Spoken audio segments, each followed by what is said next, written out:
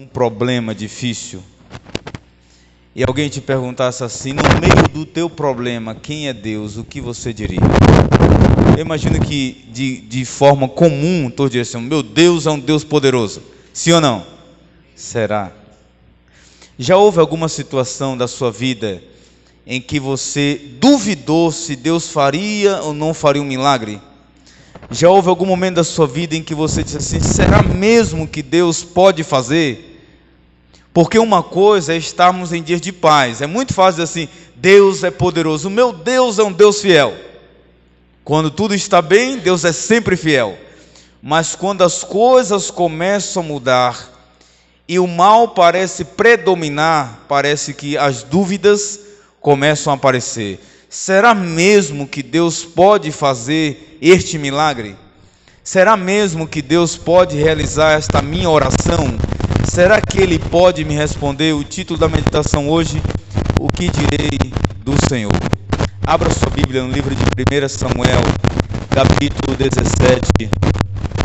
1 Samuel, capítulo 17. Ainda quando crianças, nossos pais, de forma imediata, nos ensinam algumas histórias da Bíblia. Eles nos ensinam a história de Jonas, eles nos ensinam a história de Noé, mas eles também, de forma muito frequente, ensinam as histórias de quem? De Davi e quem? E Golias. E todas as vezes que eu leio a história de Davi e Golias, é uma história extremamente antiga. Eu acho que você já conhece assim detalhadamente a história de Davi e Golias, sim ou não? Quer ver um exemplo? Quantas pedrinhas Davi pegou na terra seca? Tá vendo que você tá... a parte tá esperta. Foi na terra seca? Não. Quantas pedrinhas Davi pegou no riachozinho? 5 pedras. Só para saber se você estava atento.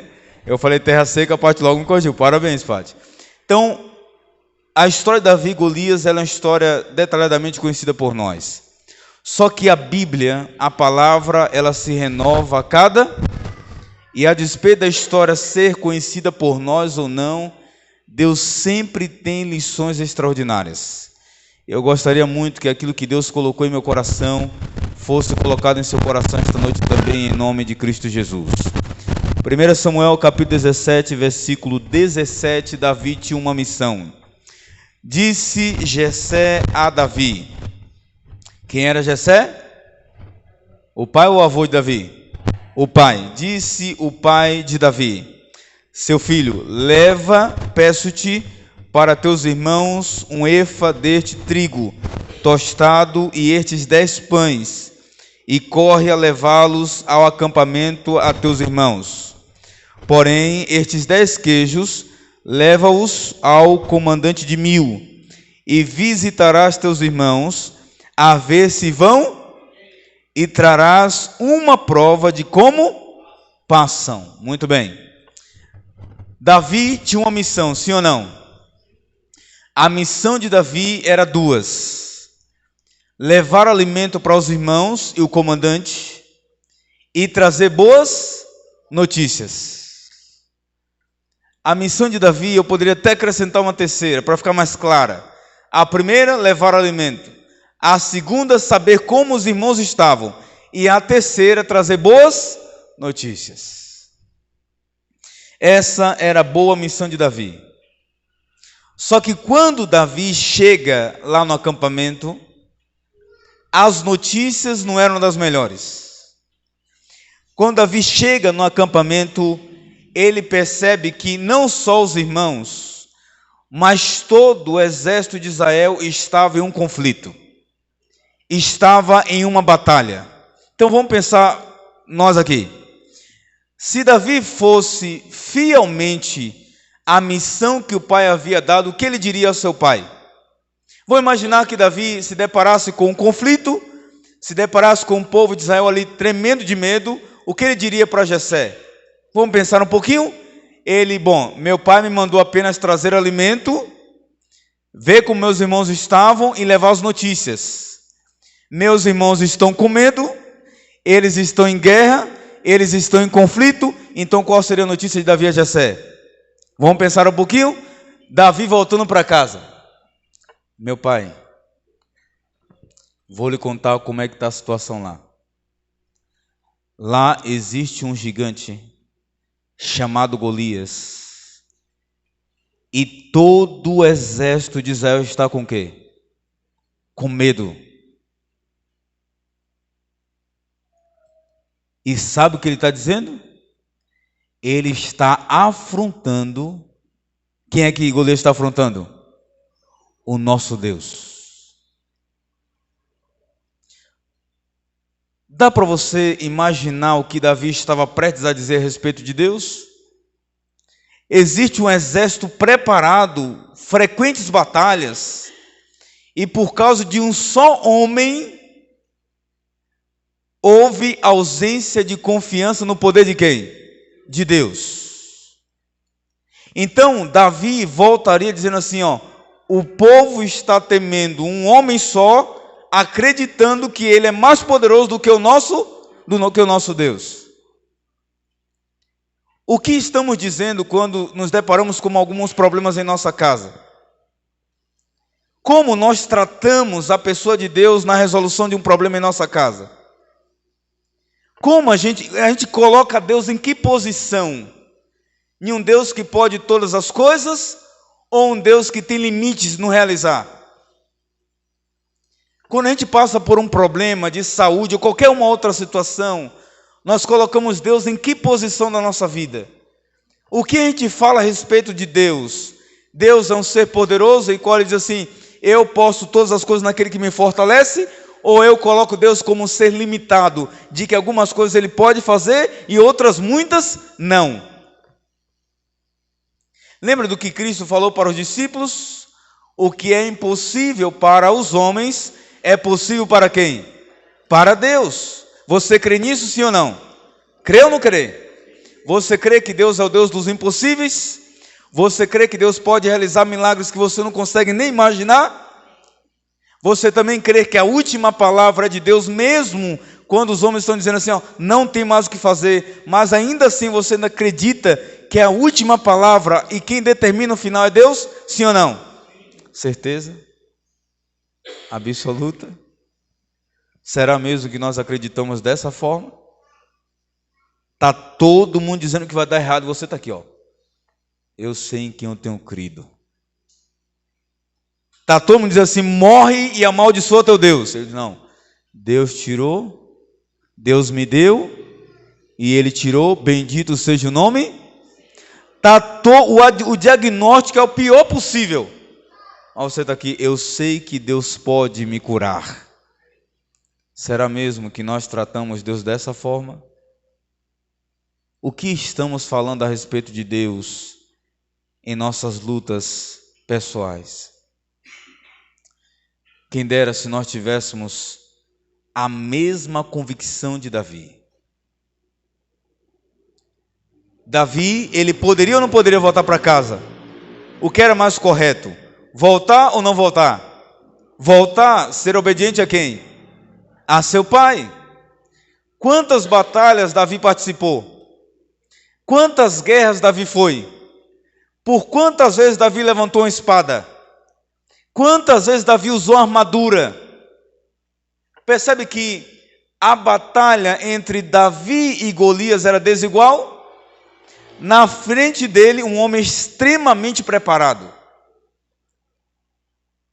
Várias guerras em seu currículo. Na frente dele, um menino, ruivo, só tinha boa aparência, mas era tão franzino quanto eu, só tá o terno e a camisa. A luta era desigual. Qual era a diferença de Davi, irmãos? Qual era a diferença entre Davi e Golias? Era Deus. Qual é a sua diferença entre você e o diagnóstico médico? Deus. Qual é a diferença entre você e questões pessoais? Deus. A nossa diferença para o mundo é porque Deus reside em nossa vida. E se Deus está em nossa vida, eu não tenho mais o que temer. Deus é o último a dar a palavra final. Só que algumas coisas o texto vai nos revelando, versículo 22. Davi, deixando o que trouxera aos cuidados dos guarda da bagagem, correu à batalha e chegando perguntou a seus irmãos se eles estavam bem, sim ou não? Sim ou não? Não. Estando Davi ainda a falar com eles, eis que vinha subindo do exército dos filisteus o duelista, cujo nome era o miserável. Qual era o nome dele? Golias, o filisteu de Gate, e falou as mesmas coisas que antes falava, e Davi, esse foi o problema, irmãos. Quer que eu te fale uma coisa? Uma coisa foi Golias falar para soldados que não tinham uma vida com Deus. Outra coisa foi Golias ter falado para um menino que vivia com Deus. Sabe quando você está passando por um problema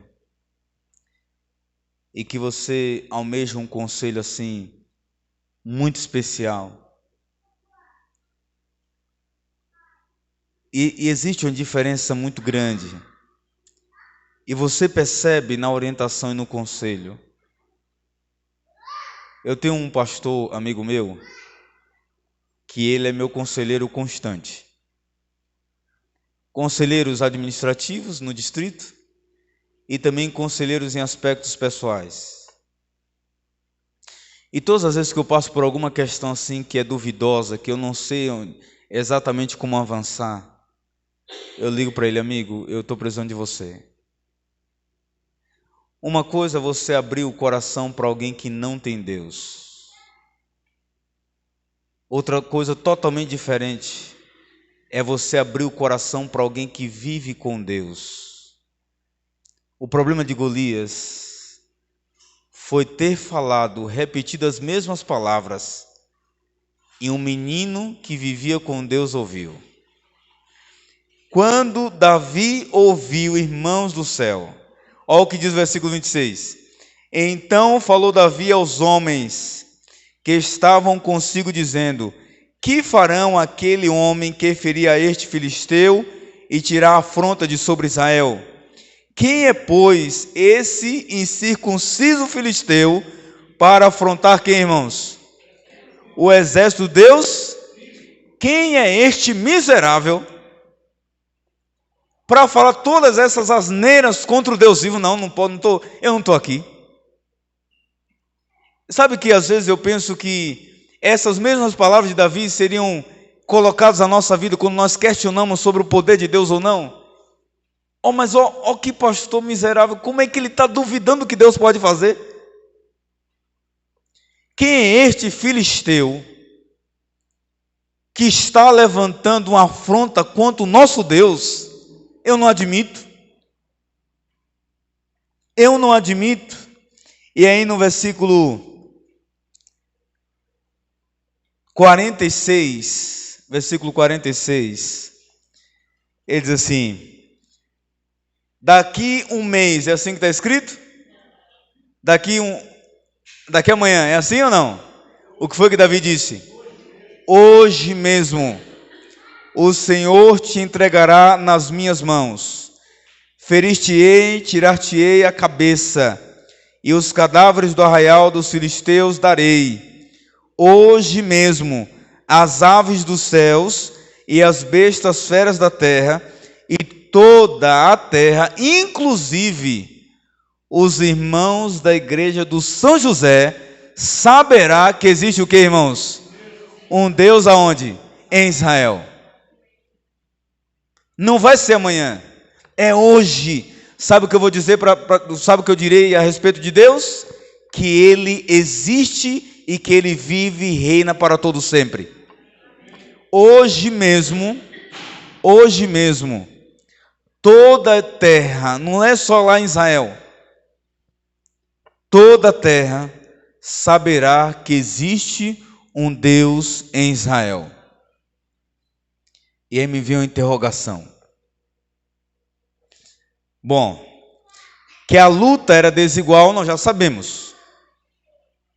Que não havia nenhum preparo de guerra por parte de Davi, nós já sabemos.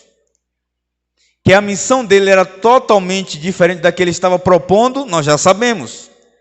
Que ele era apenas um pastor de ovelhas, também nós já sabemos. Agora, por que Davi tinha tanta convicção? Você consegue enxergar nas palavras de Davi alguma possibilidade de dúvida? Davi não está dizendo assim, talvez. Davi não está dizendo assim, vou tentar. Não, ele está dizendo assim, hoje mesmo, Deus entregará você em minhas mãos. Nas palavras de Davi não há nenhum sinônimo de dúvida. Ele olha para Golias com a voz de autoridade e diz assim, hoje mesmo, você será entregue nas minhas mãos e eu vou matar você. E toda a terra, inclusive o Brasil e todos os outros países, saberão por meio desse testemunho aqui, que existe um Deus em Israel. E mesmo que a luta seja desigual, não importa. Deus entregará você em minhas mãos. Por que Davi tinha tanta convicção? Era porque ele era um pastor de ovelhas? Era porque ele era filho de Jessé? É porque possivelmente o pai dele ensinou algumas histórias da Bíblia? Não. Sabe por quê? Olha o que diz a Bíblia. Versículo 34. Saul chama ele para conversar. E no versículo 33, Saul disse assim, porém Saul disse a Davi, contra o filisteu não poderás ir para pelejar com ele, pois tu és ainda o quê? E ele guerreiro desde a sua... Aqui está a diferença de Davi, irmãos. Respondeu Davi a Saul, teu servo apacentava as ovelhas de seu pai, quando veio quem? O leão ou um urso e tomou um cordeiro do rebanho. Eu saí após ele e o feri e livrei o cordeiro da onde? Aonde é que já estava o cordeiro? Na boca, levantando-se ele contra mim, agarrei-o pela barba e o feri e o matei. O teu servo matou tanto o leão como quem? Este incircunciso filisteu será como um deles, porquanto afrontou os exércitos de Deus. Disse mais Davi, o Senhor me livrou das garras do leão e das do urso. Ele me livrará das mãos deste filisteu. Então disse Saul a Davi, vai-te e o Senhor seja contigo. Por que Davi tinha tanta convicção? Porque Deus já havia feito milagres aonde? No passado. Sabe por que Davi tinha tanta convicção, irmãos? Porque Davi tinha uma história com Deus no passado. O ontem vai fazer você acreditar ou não no Deus do presente. Não era porque ele era um pastor de ovelhas. Não é porque havia possibilidade de uma pedra matar Golias, não. É porque Davi está dizendo assim, bom, quando eu olho para o passado, eu vejo Deus me livrando de um urso e de um leão. Como eu vou duvidar dele agora? De forma nenhuma. Lembra do texto da nossa querida irmã Ade?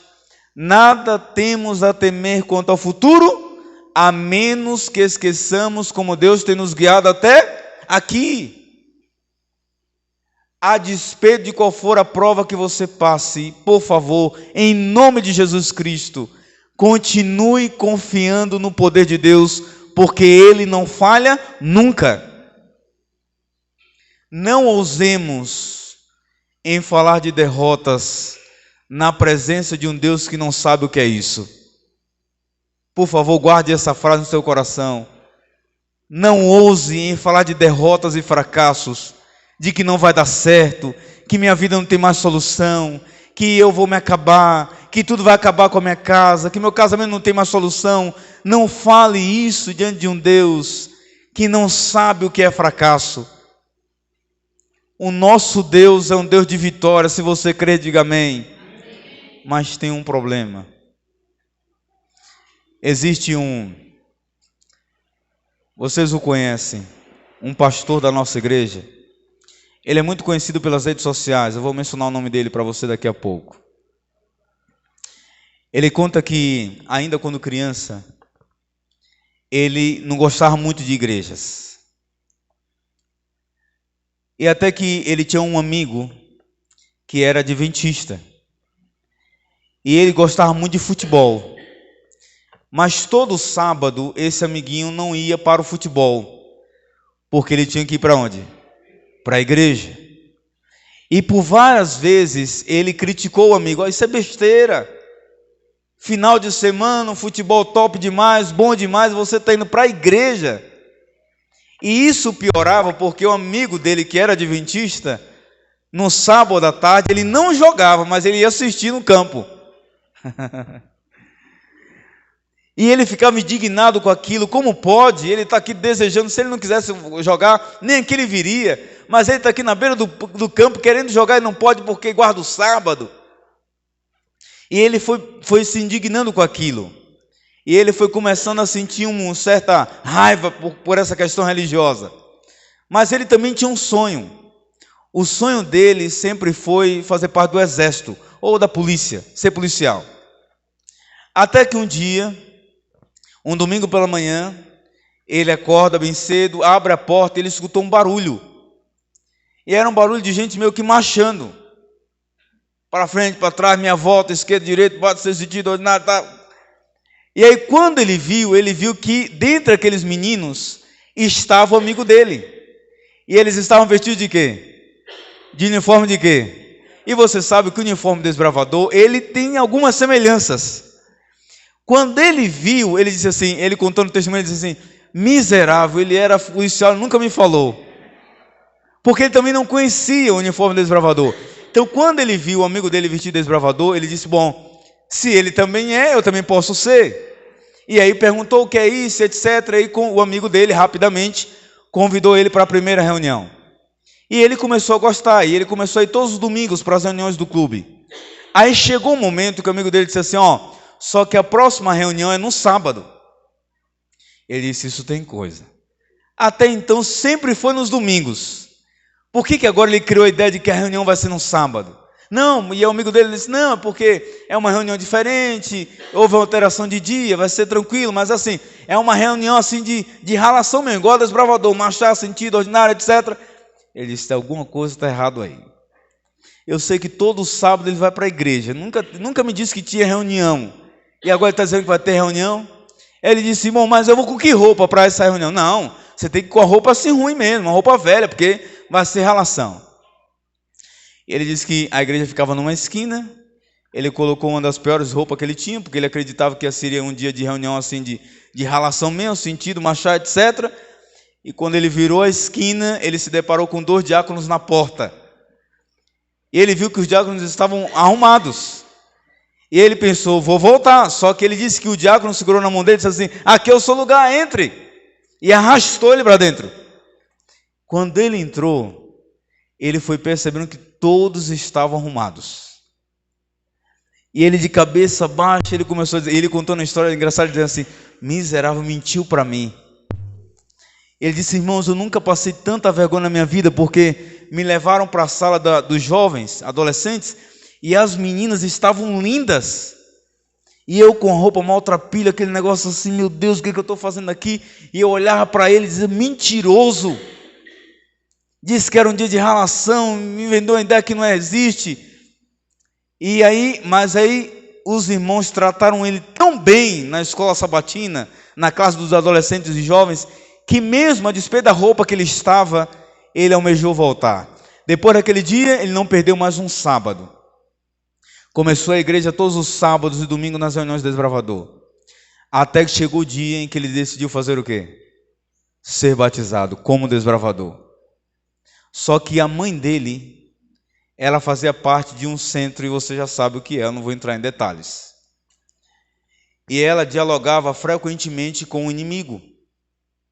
E quando ele decidiu pelo batismo, a mãe dele chegou em casa e disse assim, bom, enquanto você estava sendo desbravador, tudo bem. Enquanto você estava indo para a igreja no sábado, tudo bem. Mas agora você decidiu algo que eu não posso permitir. Você não pode batizar. Não, mas eu vou. Não, você não vai. E se você batizar, você batiza em um dia e eu te expulso de casa no dia seguinte. Ele disse que e ela falou assim: você vai pela última vez neste sábado na igreja. Ele disse que foi um dos piores sábados da vida dele. De cabisbaixo, ele estava indo naquele dia para se despedir dos amigos, da classe e das professoras da classe. Ele chegou, cabisbaixo, meio que querendo chorar. Então a professora perguntou assim: oi, como é que você está? Ele disse: não estou bem. O que aconteceu? Ele disse: não, porque eu quero me batizar e minha mãe disse que se eu me batizasse, que ela iria me expulsar de casa. Ah, ela falou isso? Falou. Então fala para ela que você vai batizar. Se ela te expulsar, você vai morar comigo e você vai estudar na escola adventista. Ele disse que naquele dia reacendeu assim uma alegria, que ele voltou para casa pisando firme. Quando chegou em casa, ele disse: mãe, eu vou batizar. Mas não, você não vai, vou batizar. E se a senhora quiser me mandar embora, a senhora mande, porque eu vou morar na casa da professora tal, ela vai me colocar na escola adventista, está tudo certo. Aí ele disse que a mãe dele olhou para ele e disse assim: filho, eu estava brincando. Ele batizou-se e nem a mãe teve autorização de ir na igreja. Daquele dia em diante começou uma batalha. A mãe dele disse para ele: eu tive uma reunião, eu não vou entrar em detalhes porque você já sabe. Eu tive uma reunião e ele disse para mim que se você não largar essa igreja ainda agora, por esses dias, ele vai colocar uma doença em você e vai lhe matar. E meu filho, pelo amor de Deus, eu não quero perder você. Eu sei do poder que ele tem. Eu sei que ele pode fazer isso e muito mais. Por favor, abandone esse negócio de igreja, faça parte de qualquer igreja. Ele disse que você pode fazer parte de qualquer uma outra, mas dessa não. Você pode fazer o que você quiser da vida, você ainda é novo. Ele vai matar você. Ele disse: não vai. Vai matar, não vai, por que não vai? Porque eu sirvo a um Deus fiel. Ela disse: eu sei, mas ele vai lhe matar. Ele disse para mim que vai lhe matar. Não vai matar. E os dias foram se passando. Até que ele começou a sentir algumas dores. Dores que surgiram do nada. Dor esta que fazia com que a respiração dele começasse a ficar lenta. E ele passou por vários médicos, inúmeros exames. E nenhum deles sabia dizer o que ele tinha. A enfermidade foi se agravando. E várias vezes, quase que entre a vida e a morte, ele foi levado para o hospital. Até que chegou um dia de ele ouvir tanto a mãe dele falar e chorar, dizendo: ele vai matar você, ele vai matar você. E ele disse para mim que vai matar você no dia do seu aniversário. E aí ele disse, depois de tanta angústia, ele disse que chegou um dia e disse assim: mãe, eu não quero saber do trem que a senhora obedece, eu não quero mais saber da senhora, eu não quero saber da igreja, eu não quero saber de Deus, se é para morrer eu vou morrer mesmo, e ponto final, não quero saber mais de nada. No dia do aniversário dele, alguns parentes, alguns meninos chamaram ele para comemorar. E lá na festa de aniversário, ele começou a sentir dores horríveis. E ele se despediu, porque ele acreditava que naquele dia possivelmente estava chegando o dia da vida dele. E a mãe ligando desesperada: volta para casa, é hoje. Ele disse que vai ser hoje. E ele se despediu e foi em direção à casa. Pegou um circular e quando chegou no ponto próximo à casa dele, ele desceu quase que se arrastando. A dor era insuportável. Ele quase que chegou se arrastando em casa, deitou no sofá. E quando ele deitou no sofá, ele sentiu duas mãos pressionarem o tórax dele. E a respiração começou a diminuir. Os batimentos começaram a acelerar e a respiração foi ficando fraca. E ele chegou à conclusão que naquele dia, realmente, assim como a mãe dele havia dito, o inimigo estava tirando a vida dele. Foi quando ele escutou uma voz dizendo assim: por que você não ora? Então ele, em lágrimas, fez uma oração: Senhor, não me deixa morrer. Ele disse que por um milésimo de segundo, ele viu uma luz clarear no canto do quarto, da sala em que ele estava, uma luz esta que ele nunca tinha visto na vida. E ele sentiu que aquelas mãos que estavam oprimindo o tórax dele foram retiradas. E depois de muitos meses sofrendo, ele voltou a respirar como há meses ele não fazia. Por que você não ora? Hoje ele é pastor da nossa igreja, líder de jovens da União Leste Brasileira, pastor Eduardo Batista, mais conhecido como pastor Dudu. Por que você não ora? Não tem por que duvidar. Se Deus cuidou de você no passado, Ele vai cuidar hoje e cuidará amanhã.